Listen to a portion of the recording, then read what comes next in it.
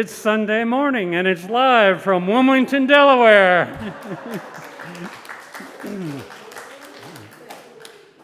Good morning. I'm Ed Scott, and on behalf of First Unitarian Church of Wilmington, I welcome you to this morning's service. A reminder that our protocol is that you wear a mask covering your mouth and your nose at all times. You may sing softly. Darlene always encourages me to sing softly because I don't carry a tune. And I encourage you to stay after the service for our annual meeting, which will convene at noon. Those of you who are joining us online and plan to attend the annual meeting online, please log in at 11:45 to become accustomed to the voting procedure at that time. And wherever you are on your spiritual journey, you are welcome here. There are no filters or screening to pass through.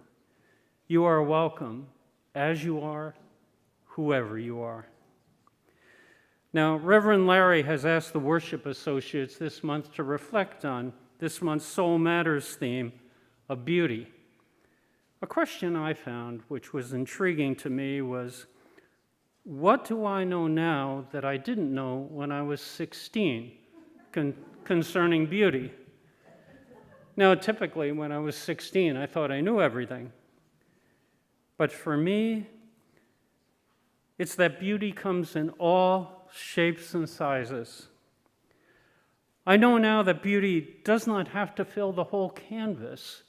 It doesn't have to be the first blush, but can be a part or a close-up of the whole, real close. It can open the wonder of the whole. It can be easy to overlook. So I encourage you to stop, lean in close.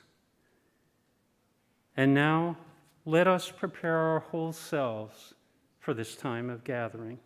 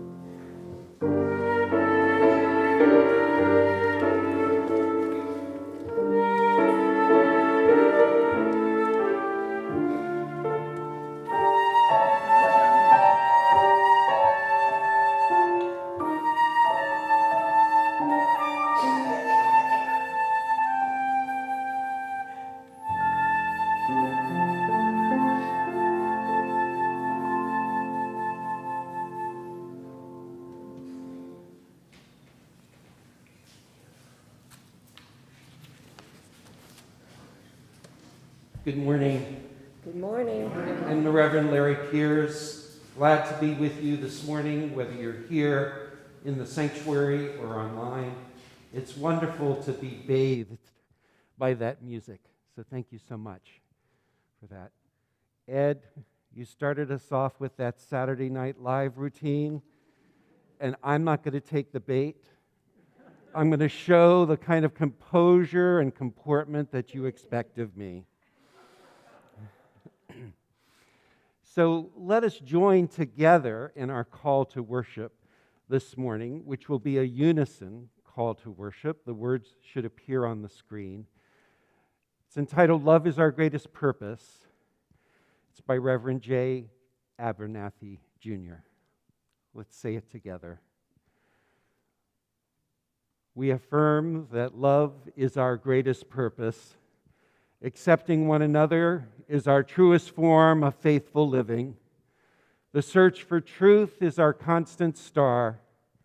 We pledge our hearts, our minds, and hands to challenge injustice with courage, to find hope in times of fear, and to live out our Unitarian Universalist values every day as a beloved community.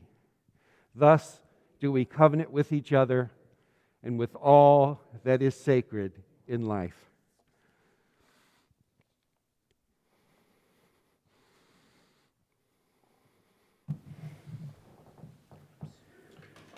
If you have a chalice at home, please join me in the chalice lighting. I've often looked at the chalice in our sanctuary here and found its design peaceful and reassuring. So I thought it'd be appropriate this morning to share with you these words from Margaret Wheatley. Circles create soothing space where even reticent people can realize that their voice is welcome. So take heart, for in this space we can all find a place for our voice. And now, please stand as you are willing and able as we sing hymn number 6, Just as Long as I Have Breath.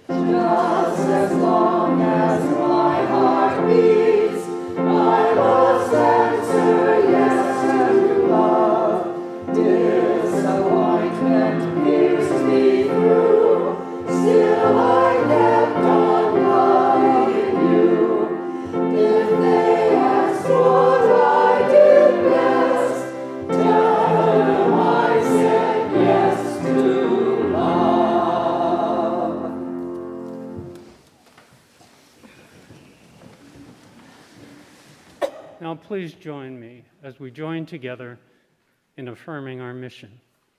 First Unitarian Church of Wilmington is a beloved community that nourishes minds and spirits, fights injustice, and transforms the world through loving action.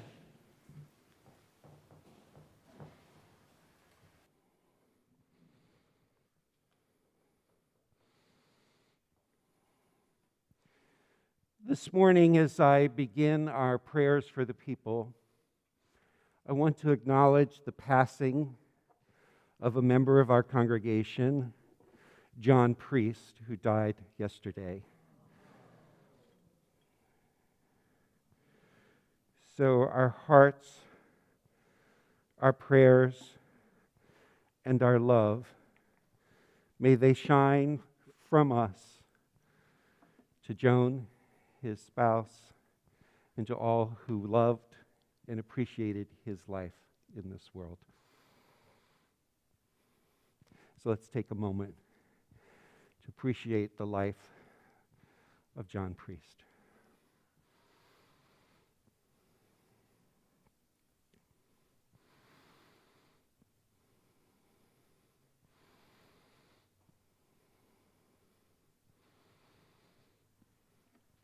May his memory continue to be a blessing within us and among us. Each week that we gather, we do take time to hold in our own hearts those concerns that we have for ourselves, for others that we love, or for the world that we inhabit. So let's take a moment now to be present to those concerns, and following a time of silence, we'll offer the names or the concerns that we have aloud in this room if you choose to do so, or write them in the chat. So let's pause during this time of silence and reflect on those concerns.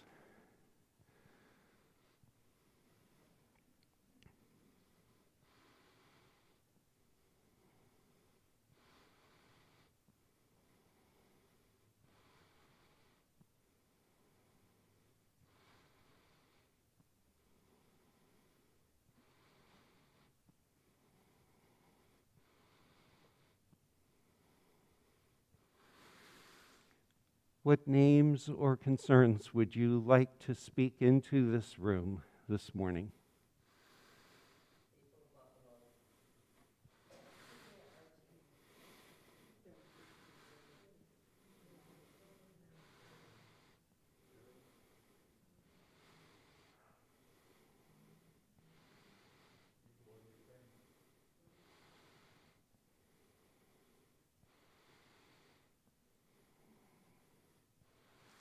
There is so much to hold,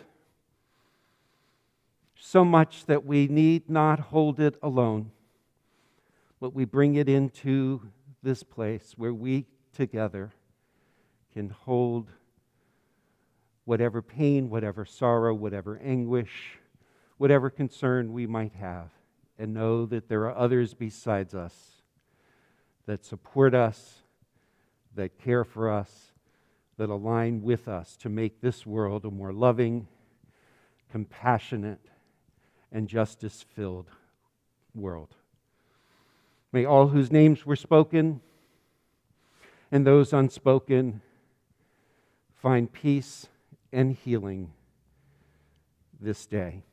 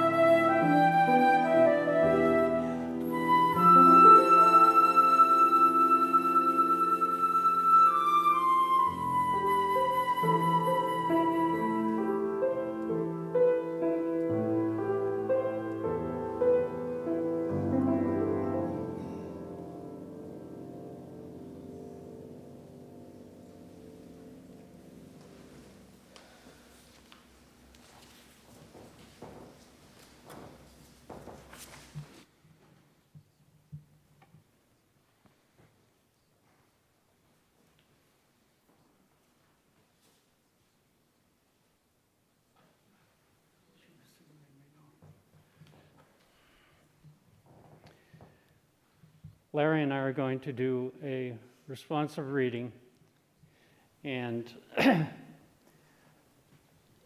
will start out and the congregation will respond with Larry's leadership.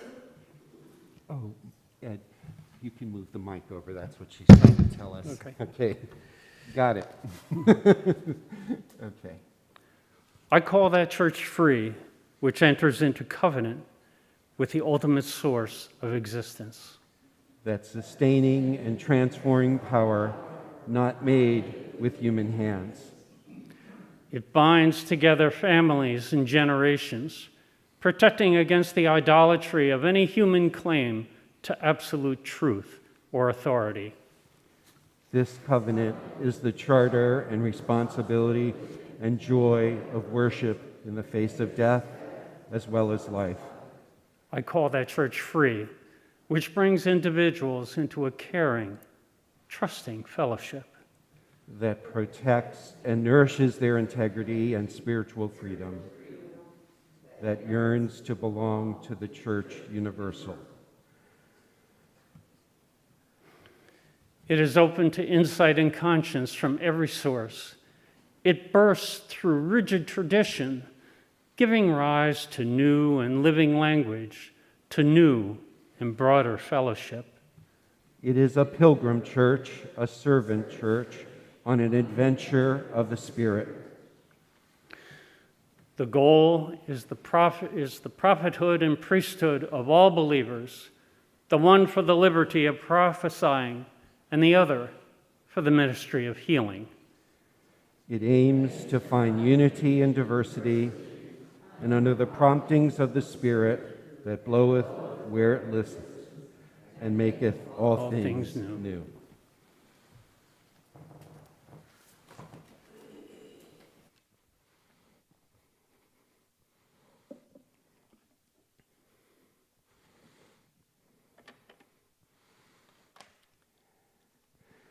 This reading, I call that faith-free, which Ed just led us to read responsively together, was written by one of our most prominent Unitarian Universalist theologians of the 20th century, James Luther Adams.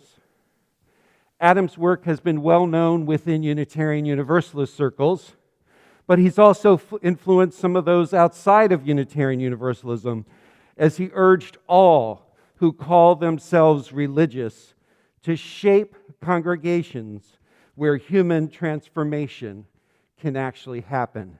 And he called churches to own their prophetic role in orienting other social institutions towards a greater justice and to uphold again and again real freedom. His words were his call to the liberal church to not fall asleep at the wheel of complacency. He admonished us then, and if we can hear it now, he urges us to not be complacent about what he says is our essential role in binding together families and generations, protecting against the idolatry of any human claim to absolute truth or authority. If there was ever a time when we needed to protect against the idolatry of any human claim to absolute truth or authority, it is now. Today, we are becoming more and more aware of those forces within our culture and society that influence our school boards to ban books and certain discussions. Our state governments to deny the identities and the rights of those who do not fit into a limited definition of gender or sexual orientation. Our halls of Congress to be places where terror could attempt to overthrow a democratic election, and those complicit refused to be held accountable. We live in a time when even our seat of justice may attempt to rule that women should not have agencies over their own bodies or health. If there ever was a time when we needed, in Adam's words, to protect against the idolatry of any human claim to absolute truth or authority, my friends, I believe it's now. What about you?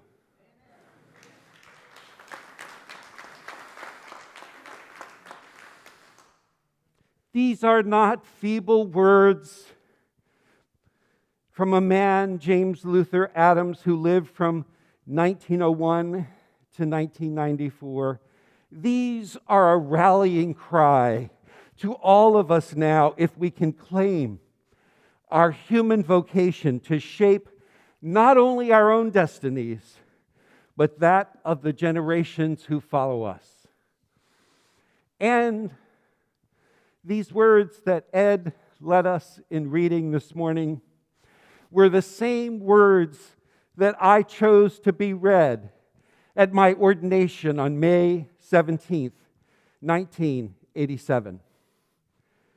And as I approach that anniversary this week, I have wanted those words to resound in me and to resound among us as well. I knew James Luther Adams in the late 80s when, as a professor emeritus at Harvard Divinity School, he would often invite a group of students over for tea and conversations in his Cambridge apartment. I got to know him when he and I were part of the same interfaith organization in Boston that attempted to work for economic and social justice. Over the years, I observed that he was still an active churchgoer, even in his late 80s, when he required a walker and assistance in getting to church. It mattered to him in ways that I did not fully appreciate at the time, that he showed up for church, that he be there in a community at worship, even when it was not convenient, even when it was challenging and demanding on his increasingly frail body. I drew spiritual strength from seeing him there again and again each Sunday. I drew much strength from seeing him there in the pew, seeing him there greeting longtime friends and making new friends, seeing him rise to sing a hymn and to find his seat in the coffee hour when someone would invariably make sure he had a cup of tea and something to eat.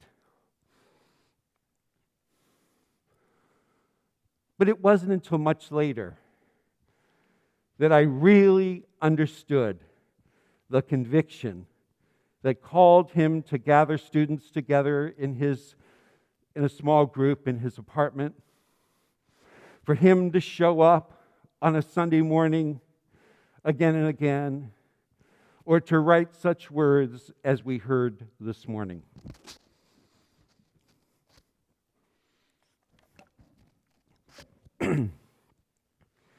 You see, Adams had what he came to call a conversion experience early in his ministry that propelled him in a direction that he would not depart even in the later decades of his life. The story is told this way. As a young Unitarian minister and a newly appointed professor at Meadville Lombard Theological School, one of our Unitarian schools, he went to Germany in 1935 to study with some of the greatest theologians of the time. There he encountered a deeply unsettling fact. Germany's churches were not effectively resisting the rise of Nazism. He encountered what for him was a startling fact. German liberalism, the theology that he had really appreciated, hadn't foreseen the Nazi threat, nor did it seem to offer adequate resources for resistance. He later described the impact of this experience in his autobiography this way. Let me put it autobiographically and say that in Nazi Germany, I soon came to the question, what is it in my preaching and my political action that would stop this?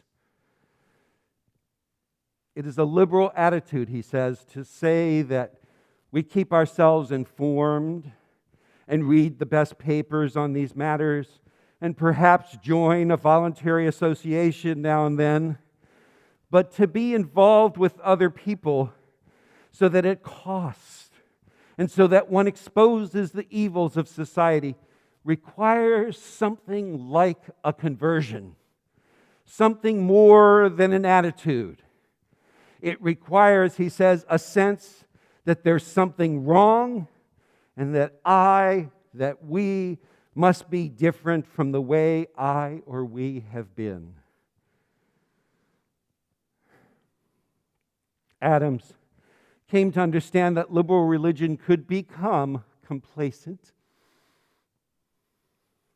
that it could accommodate cultural trends that distort truly liberal values when resistance is called for.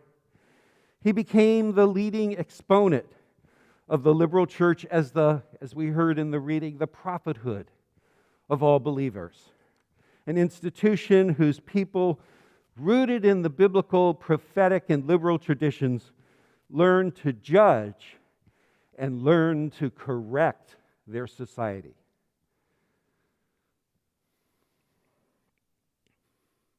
He felt that the church must cultivate a kind of faith that was able to take on the challenges of authoritarianism. He wrote this, "A faith that is not the sister of justice is bound to bring people to grief. It thwarts creation. It thwarts a divinely given possibility. It robs them of their birthright of freedom in an open universe. It robs the community of the spiritual richness latent in its members. It reduces the person to a beast of burden in slavish subservience to a state, a church, or a party." The Reverend Dr. George Kim Beach wrote a book, Transforming Liberalism, the Theology of James Luther Adams. And he underscores the fact that transformation for Adams was his great theme throughout his life.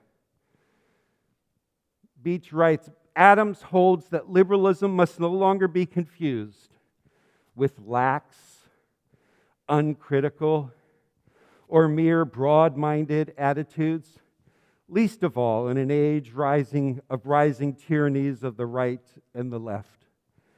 The aim of religious awareness, religious faith, religious community, and the religious life must be radical change.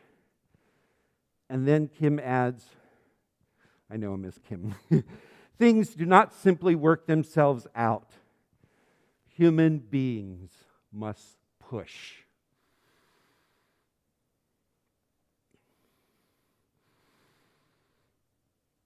Rebecca Ann Parker, former president of Starr King School for the Ministry, offers a more contemporary critique in the book that she co-authored entitled A House of Hope, The Promise of Progressive Religion for the 21st Century. She makes this assertion, which seems aligned, I believe, with Adams' convictions. She writes, the 20th century architect Frank Lloyd Wright also designed a number of Unitarian church buildings and was asked once what he thought of organized religion. And Wright's response, why organize? You got that?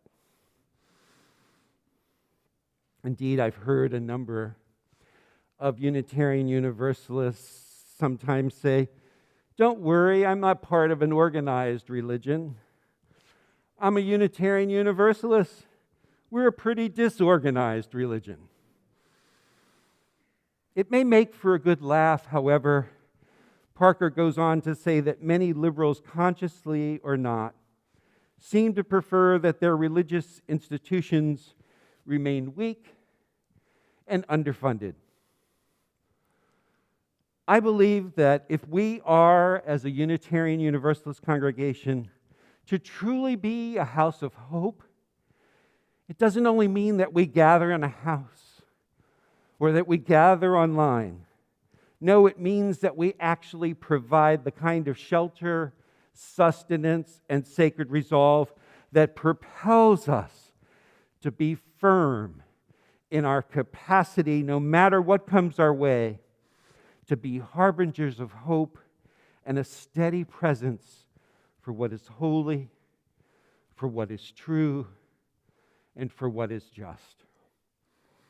In our time, in this moment that we are in, we cannot dare to relinquish our role in the face of contemporary authoritarian and theocratic forces.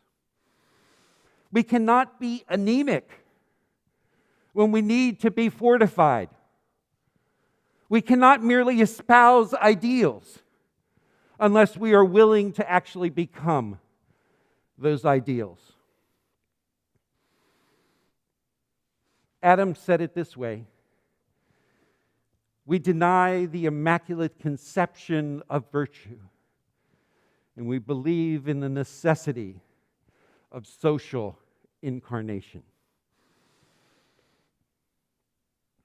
We are approaching a time when we need to ask new questions of ourselves and to make new demands of ourselves.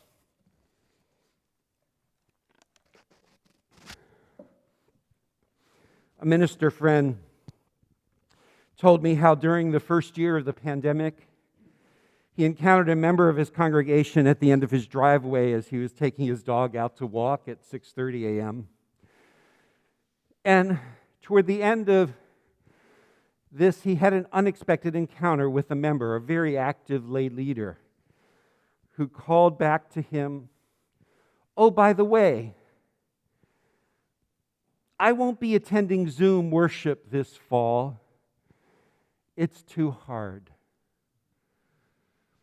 And at that point, Zoom worship was the only way that they were worshiping. Not missing a beat, this friend of mine, minister, called back saying, "Try leading it."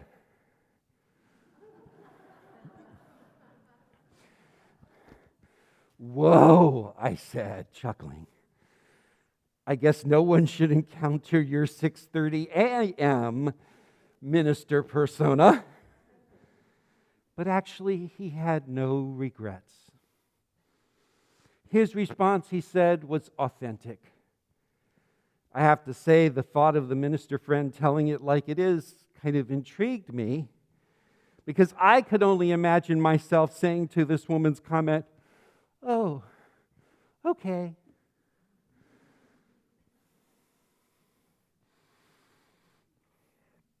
But then I realized that so much of the life in ministry seems to entail being as understanding and as accommodating as possible. My dog walking minister, where was that sigh? Did you hear that sigh?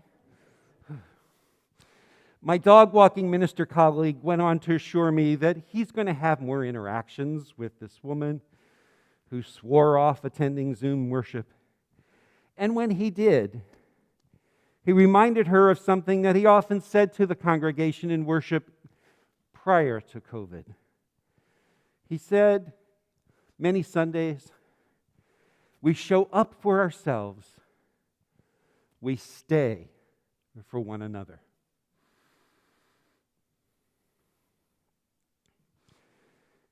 He knows that there will be people in the congregation who will be encouraged and strengthened by this active lay leader's presence and worship. He said he sees this that the woman apparently doesn't. Couldn't it be true that more than ever, when we gather, whether in the sanctuary or online, we gather for not ourselves alone? So this is a time to be church for one another, to be something to be reckoned with. We need to continue to build up the power of this congregation to face what lies ahead of us.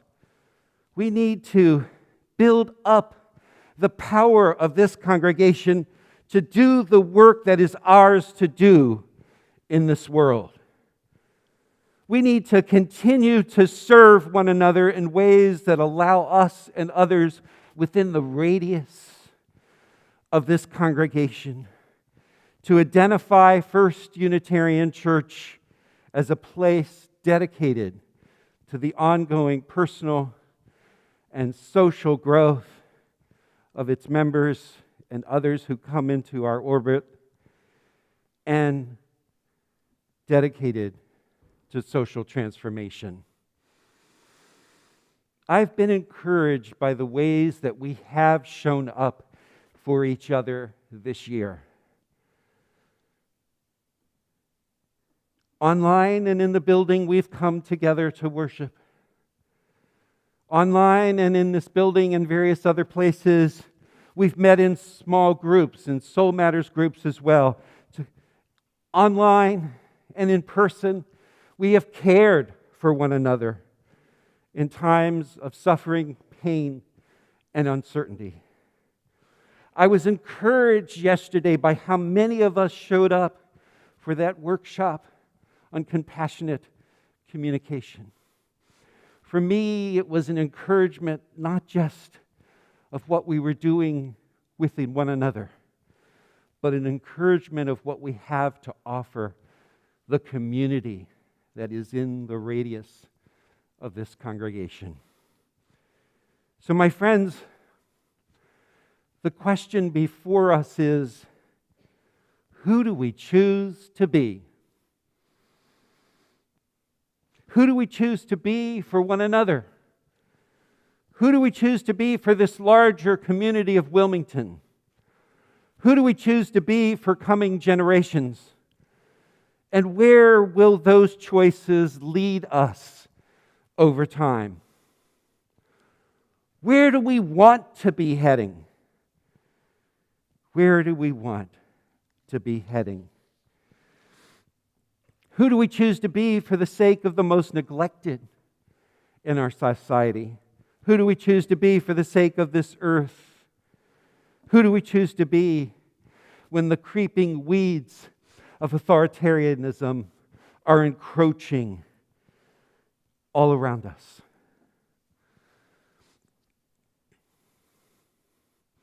Who do we choose to be? You see, I believe if we do not stretch ourselves in some new directions, and develop some new capacities, our spiritual and our congregational muscles could easily atrophy. And then when we look back upon this time and think about ourselves, think about what we could have done if only we had taken that question seriously. Who do we choose to be? But I'm hopeful. I'm so hopeful on this Sunday in which we have our annual meeting, in which we celebrate things that we have done, as we poise ourselves to face what's on the horizon for us. I have hope that we can make the choices not just for ourselves alone, but for each other.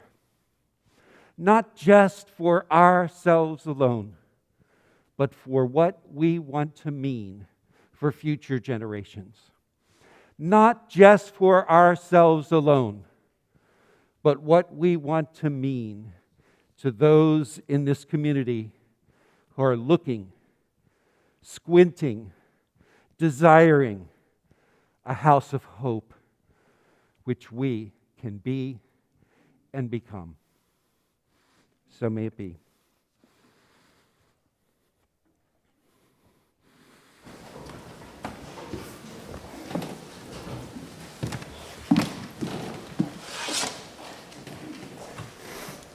We will be singing a hymn that is number 374 in your hymnal. The words will be on the screen momentarily. Thank you.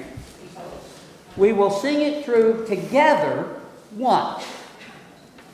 Then the choir and half of the congregation will start again, and then the half that's over here will join me in the round that will follow. So if you'll pay attention, we'll do it through 3 times total. Once together, twice in a round. So if you are able, rise in body or spirit to join in this hymn.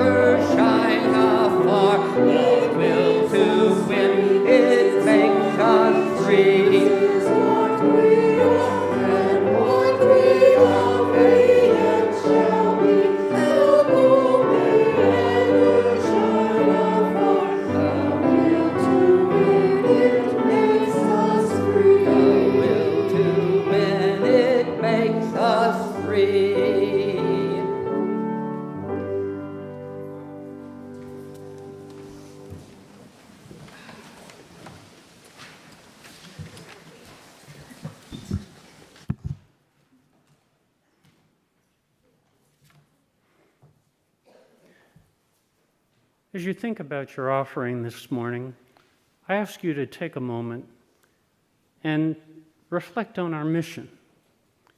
First Unitarian Church of Wilmington is a beloved community that nourishes minds and spirits and fights injustice and transforms the world through loving action.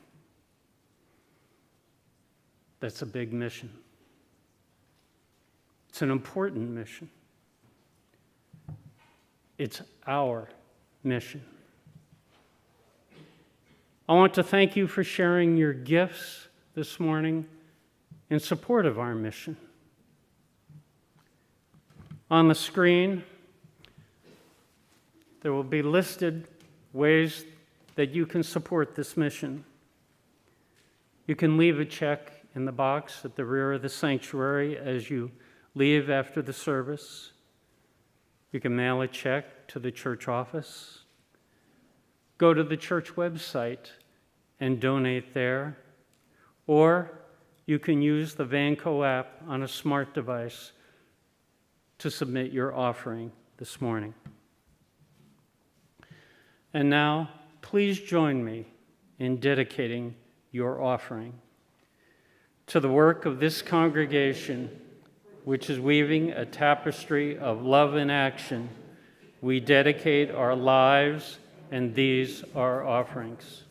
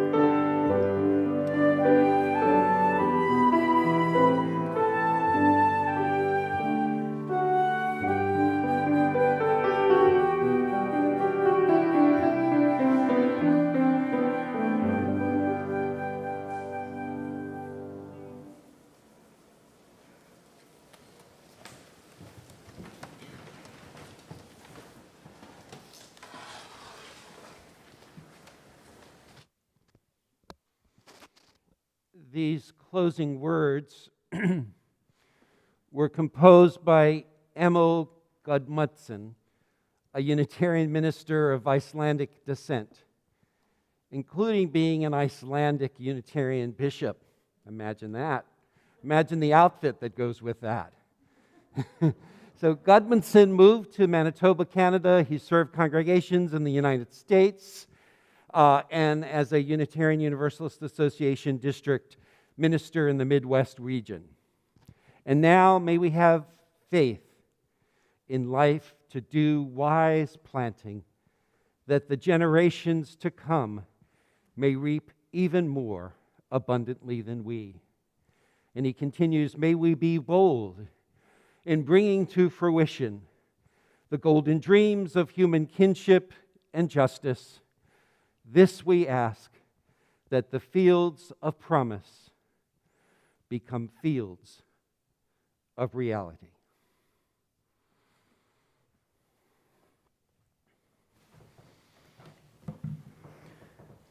As we extinguish the chalice this morning, listen now to these additional words from Margaret Wheatley. Whatever life we have experienced, if we can tell our story to someone who listens, we find it easier to deal with our circumstances. Friends, as you carry forward the light and the hope of the chalice, choose to be that listener. Go in peace.